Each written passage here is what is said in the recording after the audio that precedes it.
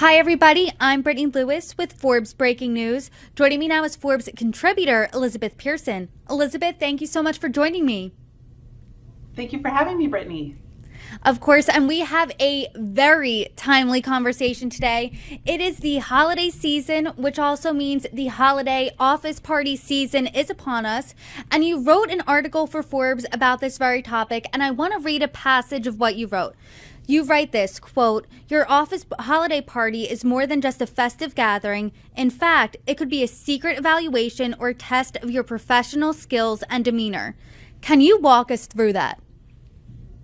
Yeah, I think that we've all probably went to a holiday party where somebody was doing something and we're like cringing a little and we're like, ooh, I wish somebody would help her or him out and say like, maybe you shouldn't do that. And I think it's because people think that this is kind of like a free space. Like the office holiday party, it's assumed everybody's going to indulge maybe in some alcoholic beverages. People are going to get a little wild, let their hair down.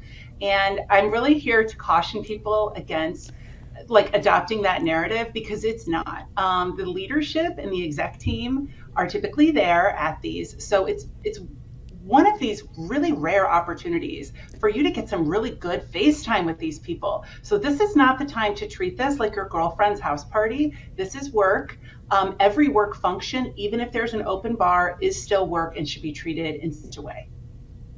So let's just start with the do's and the don'ts of the office holiday party here. What should you not do? What are those biggest pitfalls that people fall into? Yes, I think the number one thing is overindulging in alcohol.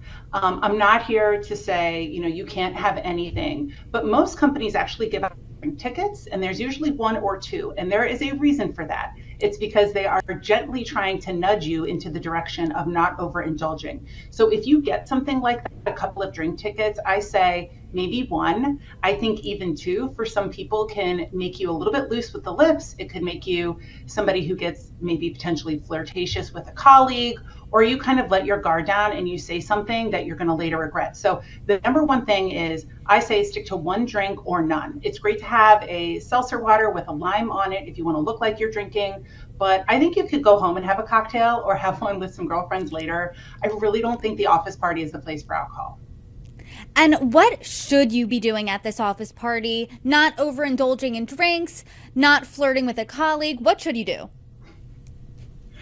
I think it's a wonderful time to make a great impression on that leadership team that maybe you don't get a lot of face time with. I think it's a great place to find a mentor. Just think about it. This could be an opportunity for you to rub elbows with somebody on a cross-functional team. Maybe it's a department that you want to pivot to someday. Maybe it's like your brand team or the design, the creative side, and you've always kind of liked that, but you've always kind of sided with them as not, part of your group. So you kind of ignore them and you stick to your typical cohort. And I think people are you do that. They're watching you be very siloed in your thinking and in your relationships. So I say spread out, meet the people that you don't. I mean, we've all been stuck on Zoom in some sense for over the last 3 years. So the office party is wonderful to really kind of make those impressions, those positive impressions of, I want to get to know you. Ask people questions and then just be quiet and listen. And this is great to do with leadership too, or somebody that you would love to become your mentor. This sounds like an extrovert's dream, meeting people from all different departments, rubbing elbows with supervisors, managers, people who are around your same age. For an introvert, though, this could potentially be a nightmare. So what's your advice to them?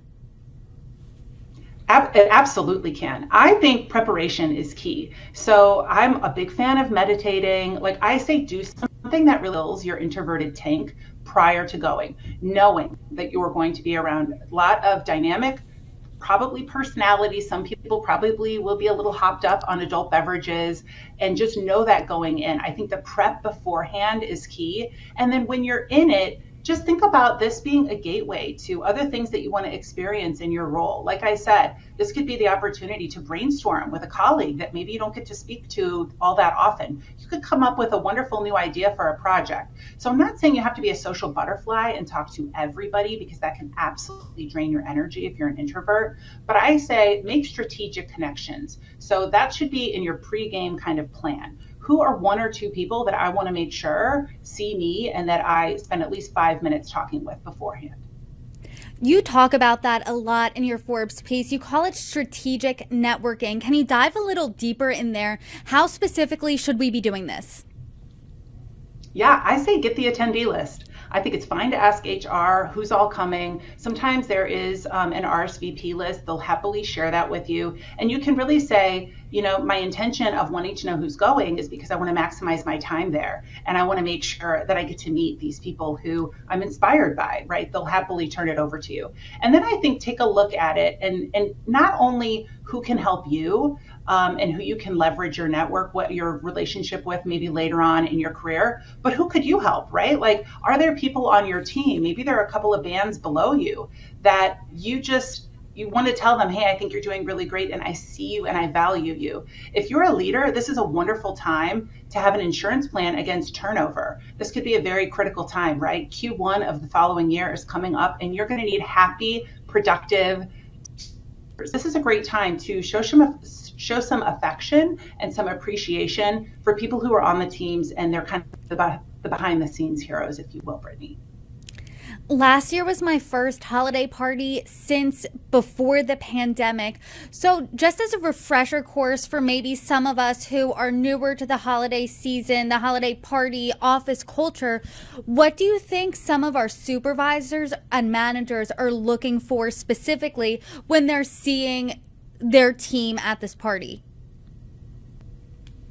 They're looking to see if you are somebody who is leaning into like the whole team atmosphere, if you're somebody who's kind of like drinking the company Kool-Aid, or if you're sitting over there potentially gossiping or exclusionary to other teams. Say bosses are kind of like parents with eyes in the back of their head. You can think that you're getting away with something. Maybe you're sneaking outside to have a cigarette or something. They're noticing all of this. There you are to the bar staff. If you're tipping them, they notice if you pull early without saying goodbye. They notice whether or not you went up to the party planning committee who put this on and thanked them. They're noticing if you're buying a round of shots on their dime. That is something that I witnessed once. A guy went to the entire company and the CEO was there, clearly did not approve of this a week later. You want to ask, or you did say in your piece, remember you're at work, not a party. So let's say someone makes a holiday party faux pas. What do? You wake up the next morning, you go, oh my God, I said that. Oh gosh, I did that. What's your next course of action here? You immediately take accountability. I say radical accountability. It's nobody else's fault. You don't try to make any excuses or blame anybody else. You call your boss and you say, I messed up.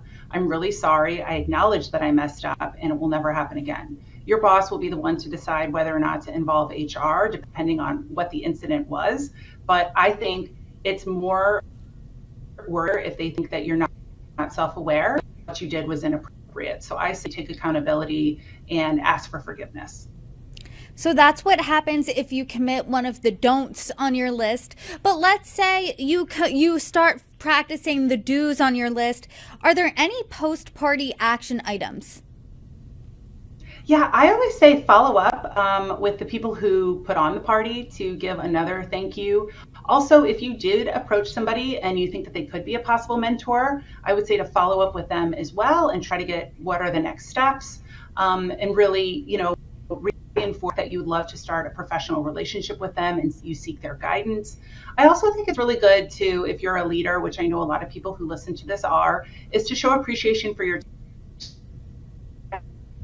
to see everybody in person, and you really look forward to having more live in-person events like this in the future. Elizabeth Pearson, thank you so much for coming on. You could have saved some people's jobs, I'm sure. I appreciate it. Thank you so much. Thank you so much, Brittany.